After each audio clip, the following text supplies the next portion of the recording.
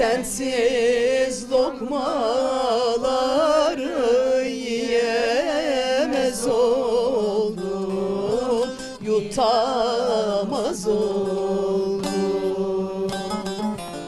Sensiz odalara giremez oldum, yatar